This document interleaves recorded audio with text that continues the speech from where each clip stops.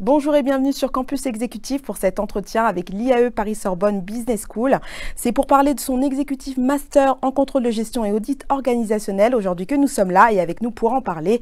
J'ai le plaisir d'accueillir à distance Olivier de la Villarmois, professeur et directeur de ce programme, et Laetitia Vielvoix, secrétaire générale de Sparkling Partners et alumni. Merci à tous les deux d'être avec nous. On débute cet entretien avec l'instant corporate tout de suite.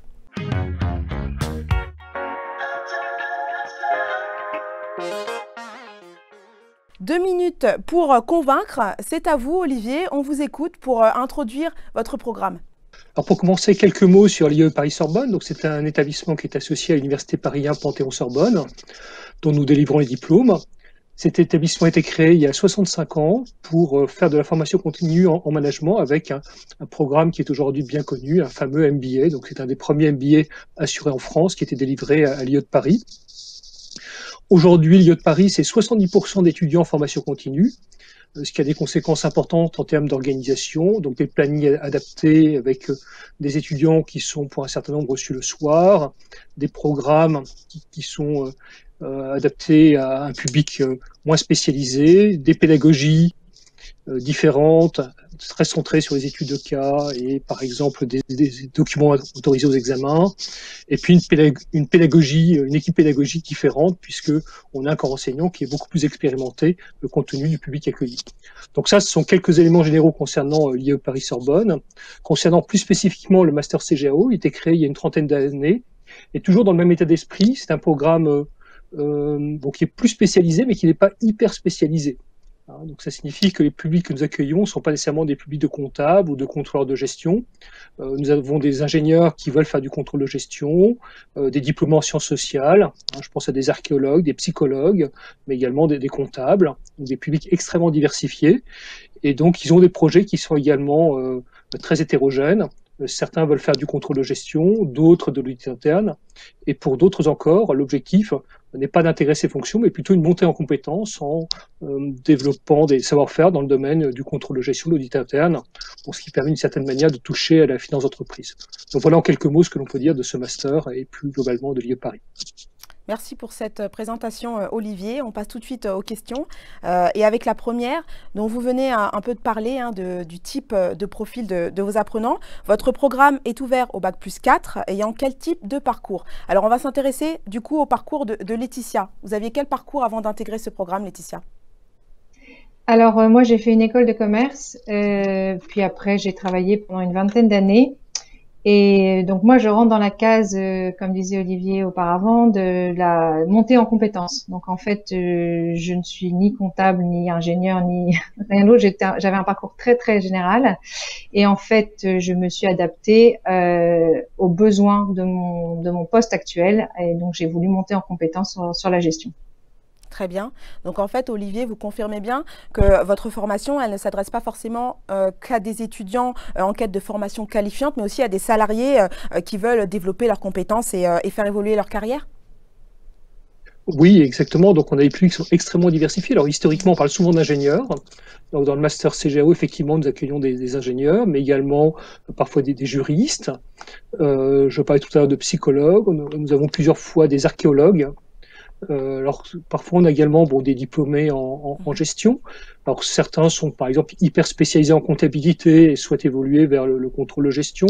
Alors peut-être des profils qui sont un peu moins diplômés, puisqu'effectivement le prérequis c'est un Bac plus 4 où il y a une procédure qui s'appelle la VAP qui permet de valider des années d'études à partir de son expérience. Et on peut avoir des candidats qui par exemple ont un DUT plus en comptabilité et qui veulent prendre de l'assurance en se formant en contrôle de gestion et en rejoignant l'IAE Paris.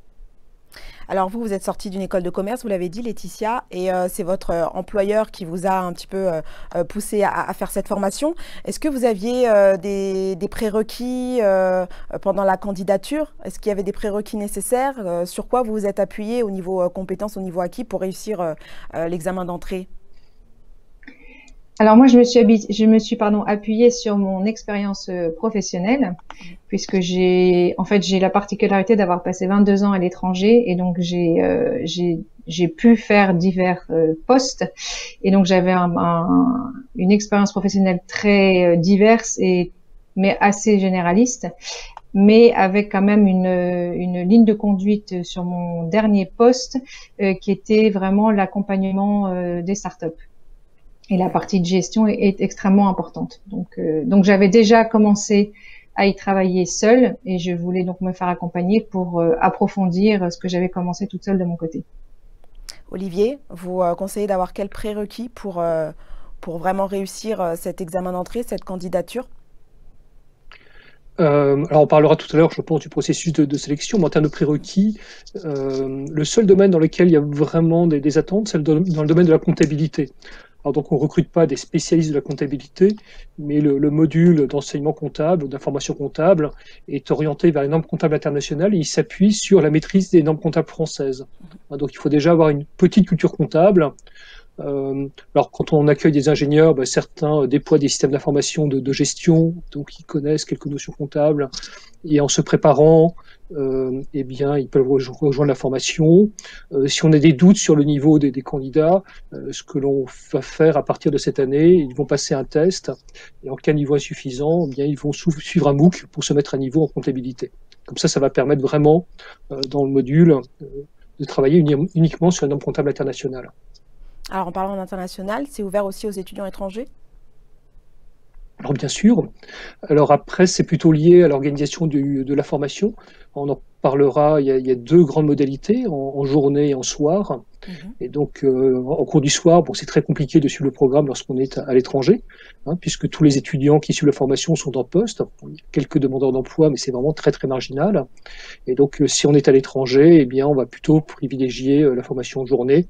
Donc, on a régulièrement des étudiants qui viennent du Luxembourg, de Suisse, voire d'Afrique du Nord, qui suivent le programme pendant 18 mois. D'accord. Alors avant que Olivier nous parle du déroulement du recrutement, j'ai une question à poser à Laetitia. Moi, je sais qu'il y a un examen, je crois, oral devant un jury. Est-ce que vous l'avez passé, Laetitia? Et si oui, est-ce que vous avez des conseils à donner aux futurs candidats qui vont passer cet examen, peut-être même se retrouver devant Olivier? Alors, je n'ai pas passé mon entretien avec Olivier, mais je l'ai passé avec un ancien d'ailleurs et une professeure que j'ai eu l'occasion d'avoir après en cours. Alors, les conseils, non, en fait, moi, mon conseil, ça serait d'être totalement soi-même parce qu'en fait, c'est un vrai engagement de faire le master. Et donc, je pense que autant parfois on peut essayer de mettre toutes les chances de son côté pour pouvoir rentrer, etc. Je pense que là, il faut que ça soit vraiment une motivation personnel et il faut en être vraiment convaincu parce que il y a du travail derrière et donc il faut y aller il faut y aller extrêmement motivé parce qu'on s'embarque quand même pour 18 mois d'aventure et de travail et donc voilà donc le conseil c'est déjà d'être motivé soi-même et je pense que quand on est motivé naturellement et que on en a vraiment envie, a priori normalement derrière il n'y a pas vraiment de problème pour passer l'étape de l'examen d'entrée, enfin l'oral d'entrée. Olivier, le déroulement du recrutement? Alors, le recrutement se fait en deux temps. Il y a un premier temps sur dossier, donc ça permet de s'assurer de la cohérence du projet, de regarder si le parcours du candidat est cohérent avec ce qu'on propose, et puis après, effectivement, un entretien avec le jury. Donc dans le jury, on essaie d'avoir deux membres, il y a toujours deux membres, mais on essaie d'avoir un enseignant, donc un membre de l'équipe pédagogique, et puis un diplômé, ce qui permet d'avoir des regards différents. En termes de conseils, je vais répéter ce que disait Laetitia. L'objectif, c'est surtout de s'assurer que on peut travailler ensemble et que le projet a du sens. Donc, on va travailler. Alors, c'est dur pendant 18 mois. Donc, s'il y a un malentendu, eh bien, ça va être très compliqué. Donc, autant être clair dès le début. Et donc cet entretien va permettre de s'assurer, alors il y a deux choses importantes. Un, que le candidat est capable de suivre la formation, mais souvent on le verra au travers des diplômes qu'il a déjà obtenus. Et puis ensuite, pourquoi il veut suivre la formation, quel est son projet. Alors des exemples de projets qui sont problématiques, c'est quand on a des étudiants en formation continue qui veulent suivre la formation pour après faire du commissariat aux comptes, de l'audit légal, sachant que ce sont des cabinets qui recrutent que des juniors. Donc quand on a ce type de profil, on échange avec eux pour voir s'ils savent vraiment vers quoi ils s'engagent et essayer de redéfinir avec eux leur projet. S'il n'y a pas de manière de redéfinir le projet, eh bien, on ne travaillera pas ensemble. Très bien. Alors, question d'après, la formation est-elle payante? Alors là, je me tourne vers Laetitia. Est-ce que votre entreprise, du coup, elle a payé la formation puisqu'elle vous a incité à la faire? Alors c'était un projet commun, hein, donc c'est en fait j'étais à l'origine de la demande et ils m'ont totalement suivi sur ce projet et effectivement ça a été pris en charge par le plan de formation de la société. C'est comme ça pour tous les étudiants, Olivier? La formation, elle est prise en charge en général par l'entreprise d'accueil? Alors, il y a plein de financements différents. C'est-à-dire qu'il y a des étudiants qui veulent absolument autofinancer pour garder leur liberté complète par rapport à leur entrepreneur. Il y a parfois un partage du financement. Il y a des mécanismes tels que le DIF, CPF, hein, qui permettent de financer partiellement la formation. Donc, il y a tous les cas de figure que l'on peut rencontrer. Alors après, concernant les tarifs, hein, ils sont disponibles sur le site de la formation. Bon, il y a 2 programmes journée-soir, hein, avec des tarifs qui sont plus élevés pour les cours en journée parce que la formation inclut un séminaire international à Lisbonne. Alors la formation payée par l'entreprise, ça c'est un des atouts de l'alternance. Il y en a un autre aussi, c'est le rythme qui est assez particulier, le vôtre surtout, où il y a 2 parcours, celle en journée, celle en soir. La question c'est le rythme de votre formation en alternance est-elle adaptable selon les cas? On va commencer par expliquer ces 2 parcours journée-soir, Olivier.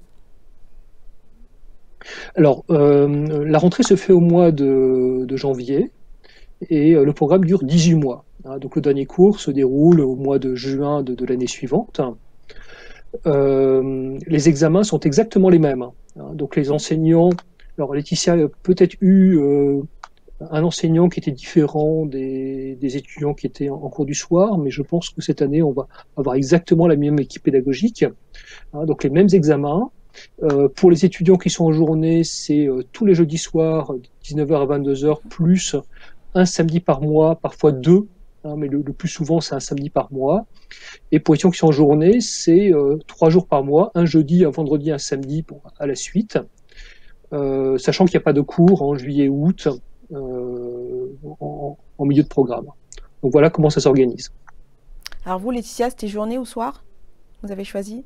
Journée bloquée. Journée, d'accord. Et vous avez sur les conseils d'Olivier d'ailleurs. Sur les conseils d'Olivier, donc quand même, il vous accompagne en fonction vraiment de cas par cas, en fonction de votre rythme, en fonction de votre emploi du temps et de votre vie professionnelle. Il vous aide à choisir le meilleur rythme? Oui, absolument, parce que j'étais partie plutôt sur le programme en soirée, mais j'habite à Lille.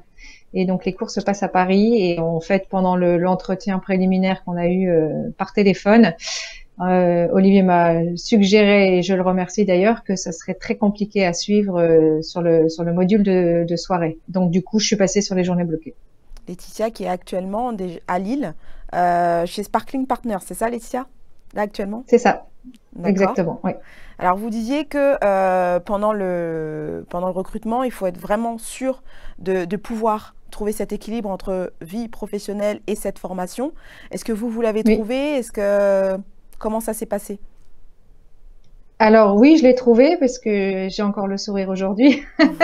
Donc forcément, ça s'est bien passé. J'ai eu beaucoup de chance. Je travaille dans une entreprise, une petite entreprise, donc tout est à taille humaine et donc le dialogue aussi, hiérarchiquement parlant, est aussi tout à fait humain. Et donc j'ai été très soutenue dans ma démarche. Et après, il faut quand même être clair avec soi-même que c'est un engagement, qu'il va falloir donner de sa personne, mais en même temps, on s'engage pas sur un master si on ne compte pas travailler. Donc, effectivement, il y a beaucoup de week-ends où au lieu de sortir, non, on passe son temps, en fait, plutôt à étudier ou à préparer son mémoire, enfin voilà. Et en même temps, c'est une très très bonne aventure humaine parce que ça permet, moi je faisais partie peut-être de la population un petit peu plus âgée de la promo. C'est assez excitant de retourner dans les livres et de réapprendre des choses. J'imagine. Olivier, vos promotions, elles sont de combien d'apprenants? Est-ce que ce sont des petits effectifs? L'effectif, c'est maximum 30 par groupe. En général, on est plutôt autour d'une vingtaine. Mais le message à faire passer, c'est que à partir du moment où les candidats ont le niveau, on a de la place pour les accueillir. Et donc après, bon, en termes de sélectivité, on retient à peu près un candidat sur 2. Donc voilà les éléments de cadrage concernant les effectifs. Donc là, il y a de la place pour la rentrée prochaine? Alors la rentrée prochaine, c'est en janvier, c'est en janvier, donc on rentre à chaque fois pendant ce mois de janvier. Donc bien évidemment, alors parfois, on a plus de demandes en cours du soir, comme le tarif est un peu plus bas, mais comme le disait Laetitia, bon, c'est un parcours qui est extrêmement exigeant. Donc que ce soit en journée, en cours du soir, mais le cours du soir, c'est un rythme qui est très particulier et qui est surtout adapté aux étudiants qui ne sont pas soutenus par leur employeur. Donc ça permet de travailler en temps caché. Si on est soutenu par son employeur, si on arrive à dégager quelques jours par mois, il faut, à mon avis, choisir le rythme en jour, qui est un rythme de formation normal. D'accord. Ils peuvent toujours s'appuyer sur le e-learning. Je sais que vous utilisez le e-learning comme ça fait partie de votre pédagogie, Olivier, de pouvoir suivre comme ça les cours à distance aussi sur cette plateforme. Alors, bien évidemment, avec les situations sanitaires, bon, tous les cours ont été maintenus, donc on peut travailler à distance. Après, bon, la pédagogie est centrée sur les études de cas. Donc ça signifie que l'acquisition de connaissances se fait beaucoup à travers de lectures, bon, éventuellement visualisation de vidéos, mais principalement de lecture, préparation de cas. Les séances sont organisées autour de la discussion des cas. Et donc la discussion de cas est beaucoup plus facile en présentiel qu'à distance. Donc bien évidemment, avec la crise sanitaire, on se pose la question de l'évolution de nos formats d'enseignement, mais il va être très, très difficile de plus venir en cours. La présence est vraiment très, très appréciée par nos étudiants. Alors justement, c'est la question d'après. Vos apprenants apprennent à maîtriser quels concepts et outils du contrôle de gestion concrètement et de quelle manière? Alors vous l'avez dit, vous êtes vraiment beaucoup sur la pratique, sur les études de cas. Donc là, actuellement, vous êtes en train de réfléchir, alors même si ça va beaucoup mieux et que la crise sanitaire est en train un petit peu de s'éteindre, qu'on trouve des solutions, vous êtes quand même en train de réfléchir à une solution pour garder ces pratiques-là, cet enseignement par projet en présentiel. Alors les évolutions, ça serait, alors c'est en cours de réflexion, c'est pour les étudiants en cours du soir, pour lesquels venir 3 heures à 19 heures une fois par semaine, c'est effectivement relativement lourd, avec parfois des temps de transport, bon, 1 heure aller, 1 heure retour. Et donc pour ces étudiants-là, ce qui est envisagé, c'est peut-être un peu plus d'enseignement à distance. Mais les échanges en salle sont capitaux. Alors, ce qu'il faut bien comprendre concernant la formation, bon, il y a les transmissions de connaissances, mais il y a surtout aussi tous les échanges entre collègues de promotion. Laetitia a dit que c'était un projet qui était engageant, et l'objectif, c'est que nos étudiants évoluent professionnellement, et une manière d'évoluer, c'est de créer des liens dans la promotion, et les liens se font en se voyant réellement. Alors, un exemple de lien qui se crée pendant la formation, dans la promotion Laetitia, une de ses collègues était professeure de mathématiques en lycée, donc était ingénieure, et quand elle a fini sa formation, elle a été recrutée pour faire du contrôle de gestion. Et comment s'est fait le lien avec le recruteur? Tout simplement, c'est une collègue de promotion qui l'a recommandé auprès de son recruteur. Et donc, en travaillant à distance, c'était beaucoup plus difficile de créer ce type de relation. Vous parlez du club Finance Contrôle Audit, c'est ça le club Finance qui réunit... Alors ça, c'est encore autre chose. Ça, c'est encore autre chose, c'est encore un autre réseau, ça. Oui. Enfin, alors, il y a énormément d'activités qui sont proposées en dehors de l'UIAE. Donc, l'intérêt d'être rattaché à l'Université Paris 1 Panthéon-Sorbonne, c'est le réseau de bibliothèques, les documentations en ligne. Donc, on parlait de numérique tout à l'heure. Bon, aujourd'hui, on utilise évidemment beaucoup de supports numériques.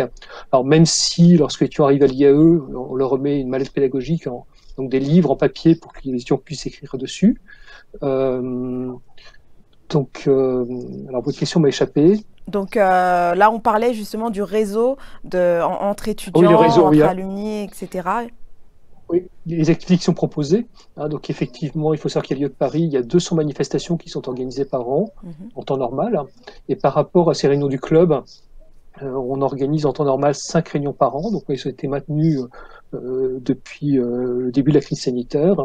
Et ce qu'il faut savoir concernant ces réunions, contrairement à ce qu'on pourrait penser, c'est que lorsqu'on les organise en présentiel, on a plus de monde que lorsqu'on les organise en ligne. Ce qui montre bien l'intérêt de ces manifestations pour voir du monde. Laetitia, vous avez déjà pu participer à l'une de ces manifestations. Parlez-nous des échanges comme ça dans votre promotion entre étudiants et alumni, ce club, cette association du réseau IAE.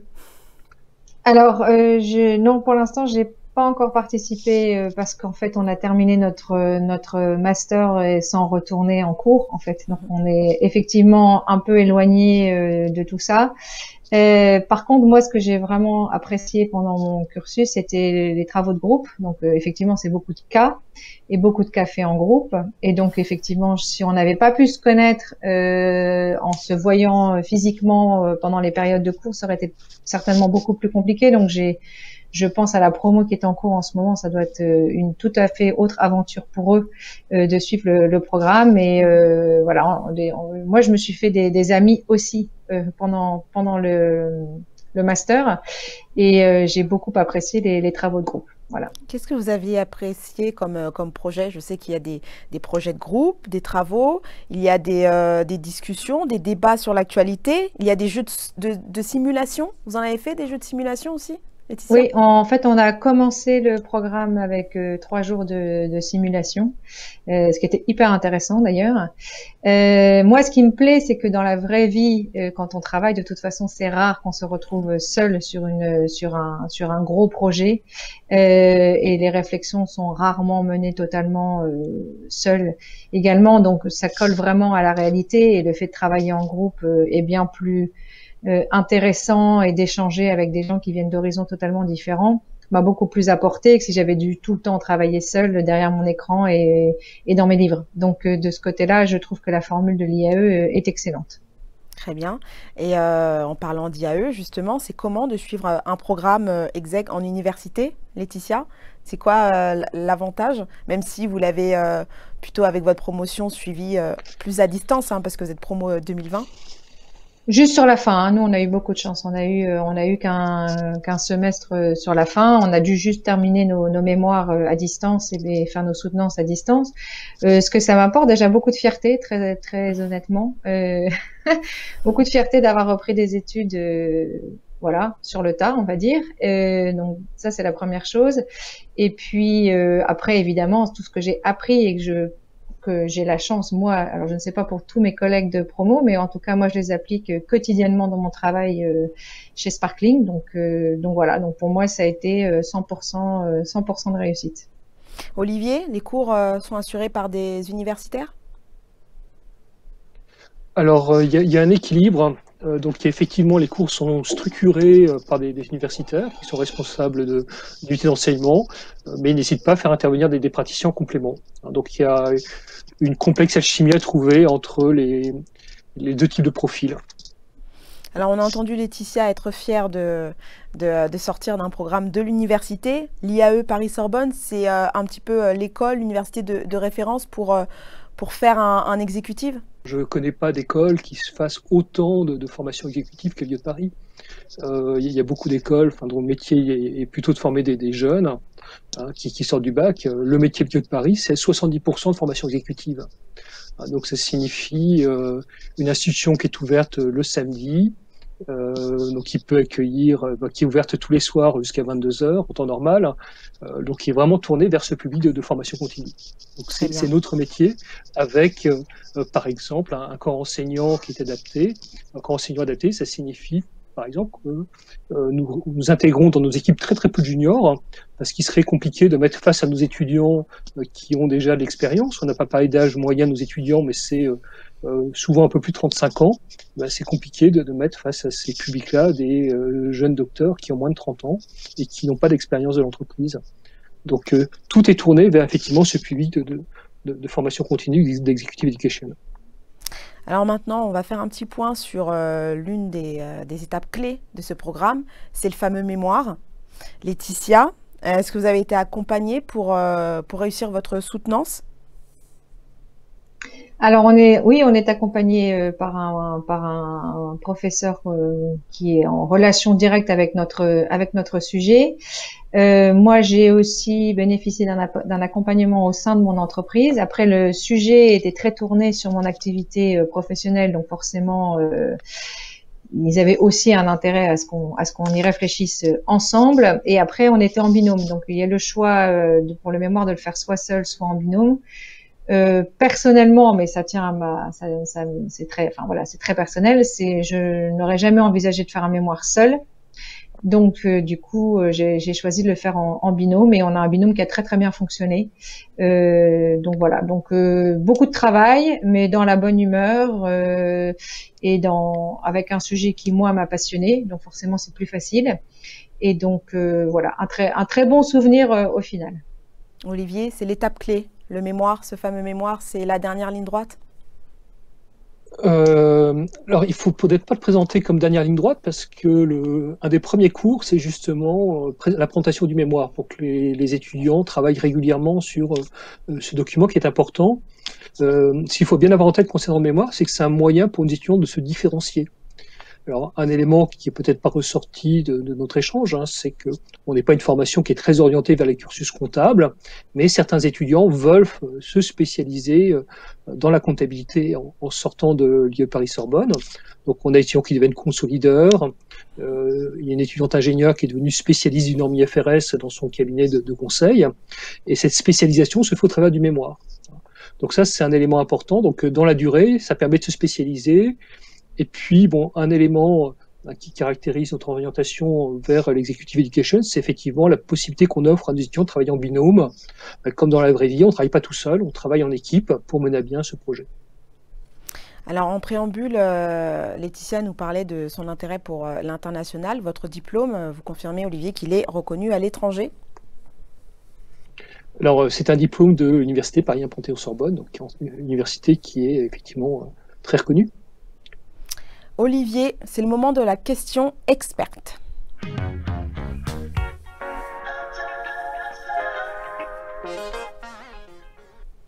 Question experte pour un expert. La question aujourd'hui, Olivier, est: qu'est-ce qu'un bon contrôleur de gestion aujourd'hui? À quels enjeux doit-il répondre? Alors, c'est une vraie question de cours. Alors, un bon contrôleur de gestion, ce qui surprend parfois nos interlocuteurs, c'est l'importance de donner la communication. C'est d'abord un communicant. Et il y a beaucoup de candidats qui viennent nous voir en disant qu'ils aiment les chiffres, et ce qui laisse penser qu'ils ont des problèmes de communication, ce qui est assez ennuyeux. Donc ça, c'est un premier élément. Et puis, un autre point, alors on travaille assez peu avec nos étudiants en formation continue. Bon, il y a des pistes qui sont ouvertes vers ces domaines-là.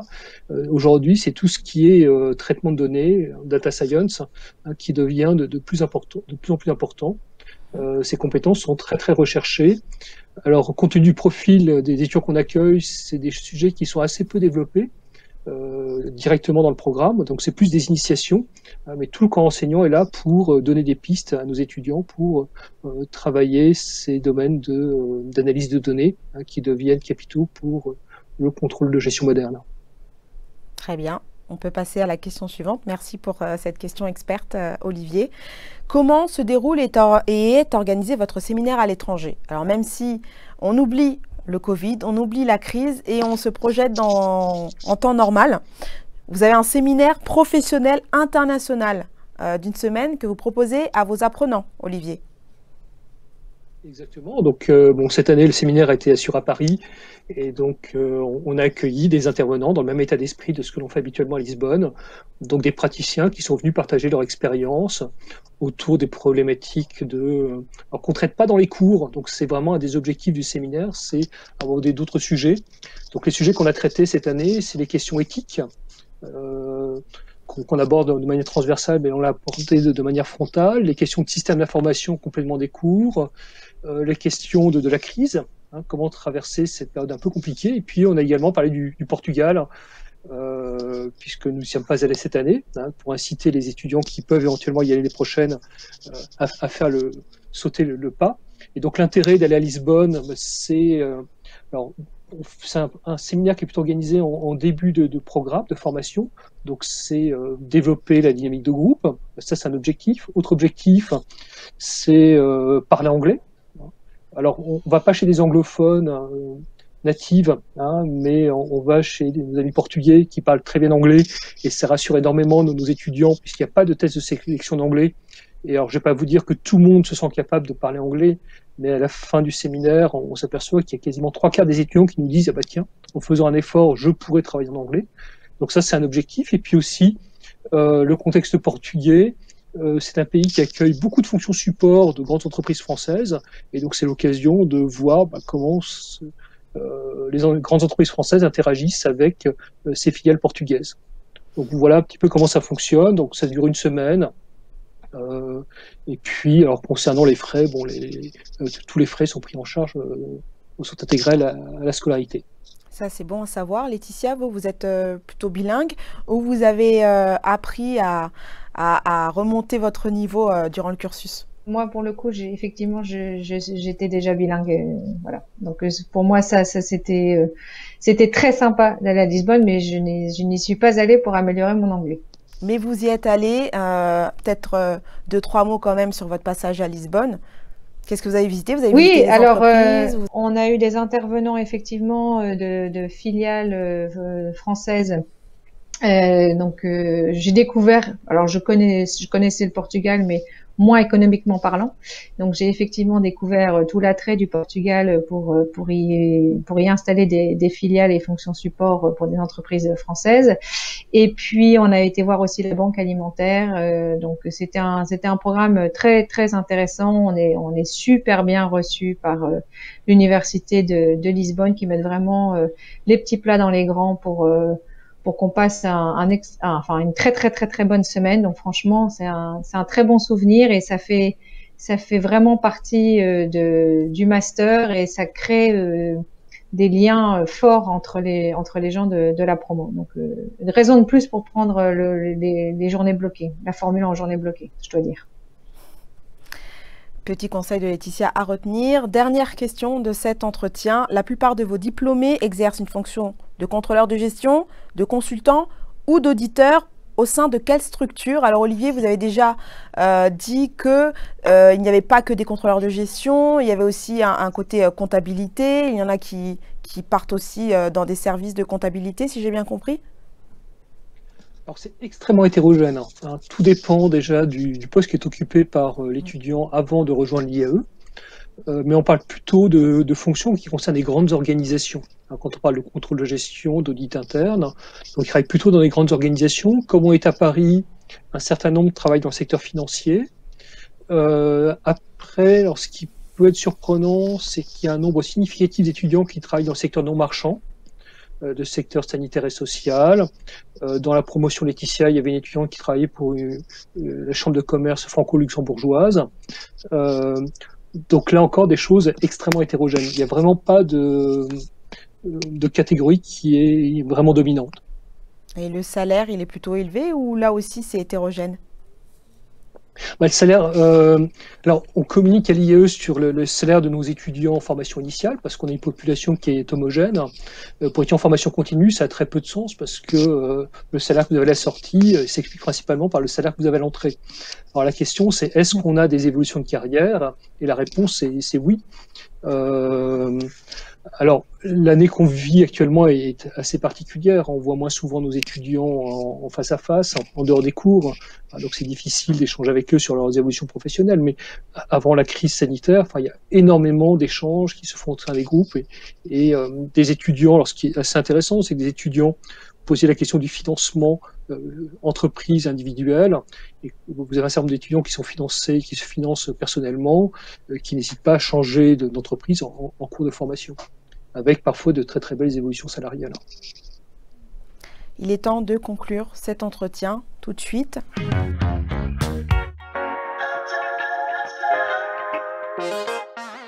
Vous avez la parole, on vous écoute. Ça a été une expérience extrêmement positive pour moi. Je pense qu'il ne faut pas le prendre comme une expérience scolaire, mais bien comme un échange aussi bien avec le reste de la promotion et les professeurs qui sont vraiment là pour échanger avec nous et pas nous donner une information descendante. Donc on est vraiment sorti du système totalement scolaire.